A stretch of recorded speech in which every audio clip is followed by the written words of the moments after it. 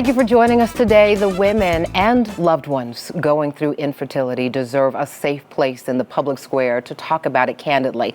And I'm grateful for the women joining us today, including our first guest, Nneka Ihim. Now, you may know her from her one-time role on a popular reality show, but listen, her story is much bigger than that. Since then, she's been incredibly transparent about her journey through round after round of infertility treatments. Thank you so much for joining us, sis. Well, thanks for having me. Yes, indeed. Yes, indeed. You have gone through this publicly and intentionally, but it doesn't mean it's not painful.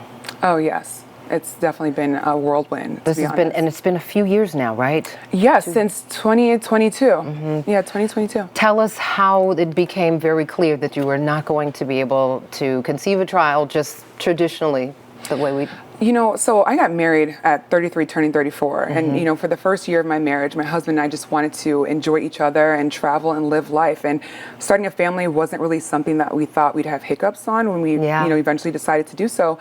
And, you know, when we finally got to that space, just the fact that it wasn't happening right away, because I have an older sister and, you know, she got pregnant really easily, and my mom, I'm the youngest of four, and I have lots of cousins and nieces and nephews. I thought maybe the first or second time it'd just be, you know, just an easy go. And I think after the third month of being unsuccessful, I picked up the phone and called my doctor because I just didn't believe I'd have that type of difficulty, and especially at my age. At that point, I was 35. Right.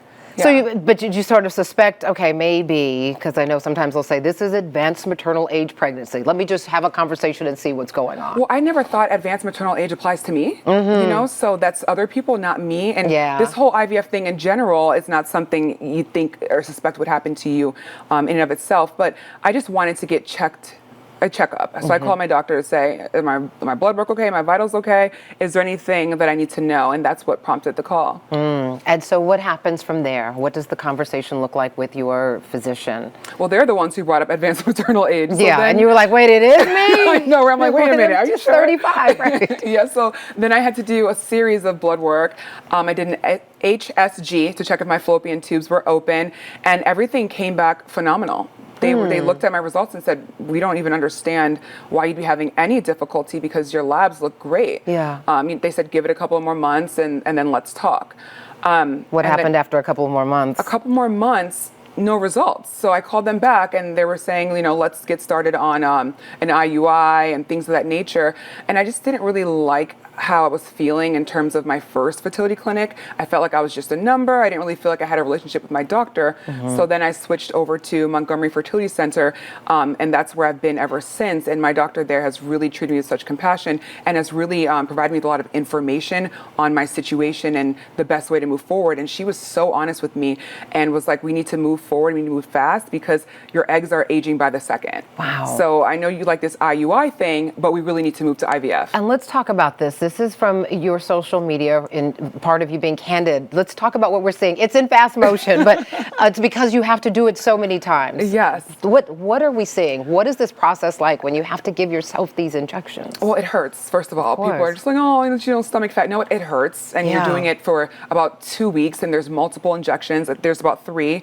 You're taking follicle stimulating hormones. So those are drugs that are signal to the follicles to start growing. And then there's other drugs called Menopur that recruits more follicles to be stimulated.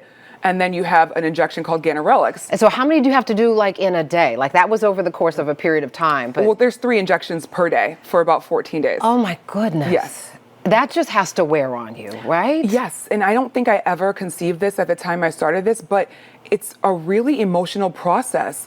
You know, I'm a strong person and I have really positive friends, positive family members. So I thought, you know, I'll just get it done and keep it moving. But it really is emotionally blogging me down at that time. Right. And even now I've gotten a lot better, but it has hurdles. Right. And I know so I want to be clear here, the first 2 rounds of going through this did not work, right? So I've done this process of IVF 4 times. And IVF is the process of retrieving the eggs to fertilize them to create an embryo.